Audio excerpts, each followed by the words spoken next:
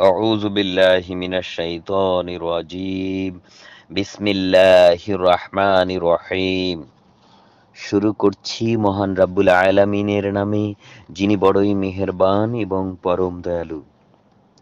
আত্মীয় স্বজনকে তাদের পাওনা আদায় করে দেবে, অভাবগ্রস্ত এবং মুসাফিরদেরও তাদের হক আদায় করতে ভুলবে না। কখনো অপব্যয় করো না। অবশ্যই অপব্যয়কারীরা হচ্ছে শয়তানের ভাই, আর শয়তান হচ্ছে তার মালিকের বড়ই অকৃতজ্ঞ।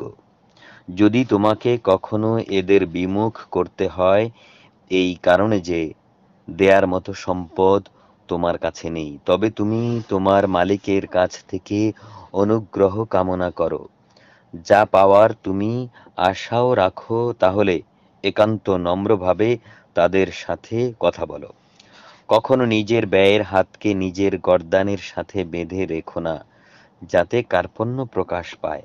আবার তা সম্পূর্ণ খুলে রেখো না, অন্যথায় বেশি খরচ করার কারণে তুমি নিন্দিত, নিঃস্ব হয়ে যাবে। তোমার রব যার জন্যে চান তার রিজিক বাড়িয়ে দেন, আবার যাকে চান তাকে কম করে দেন। অবশ্যই তিনি তার বান্দাদের প্রয়োজন সম্পর্কে ভালোভাবেই জানেন এবং তাদের অবস্থাও তিনি দেখেন। তোমরা তোমাদের সন্তানদের কখনো দারিদ্র্যের ভয়ে হত্যা করো না। আমি যেমন তাদের রিজিক দান করি, তোমাদেরও কেবল আমি রিজিক দান করি। রিজিকের ভয়ে তাদের হত্যা করা অবশ্যই মারাত্মক গুনাহ। তোমরা ব্যভিচারের ধারে কাছেও যেও না। নিঃসন্দেহে এটি হচ্ছে একটি অশ্লীল কাজ এবং নিকৃষ্ট পথ।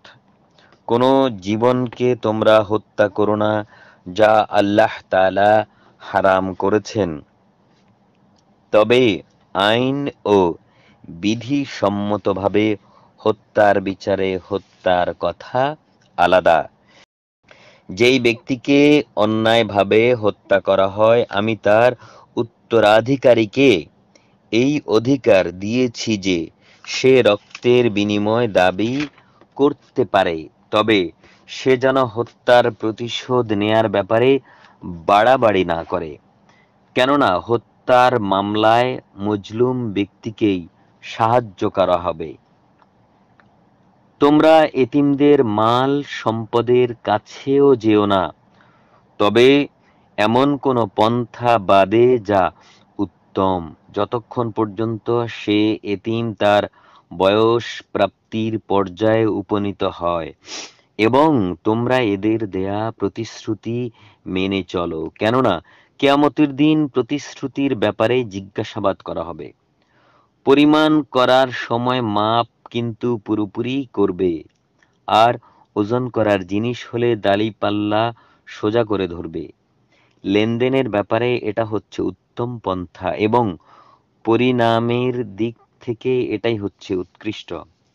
যে বিষয়ে তোমার কোনো জ্ঞান নেই, অযথা তার পেছনে পড়ো না। কেননা কিয়ামতের দিন কান, চোখ ও অন্তর, এই সব কয়টির ব্যবহার সম্পর্কে জিজ্ঞেস করা হবে।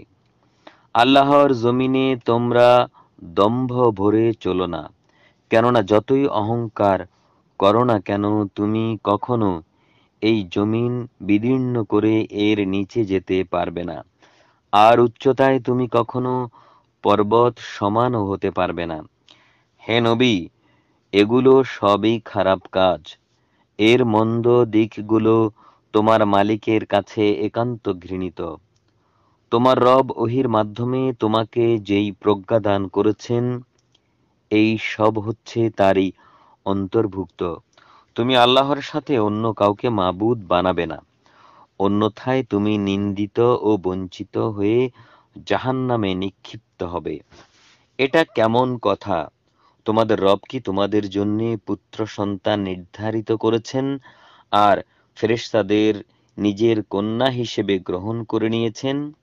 তোমরা সত্যিই আল্লাহ তাআলা সম্পর্কে বড় জঘন্য কথা বলে বেড়াচ্ছ। মহান আল্লাহ যা বলেছেন সত্য বলেছেন।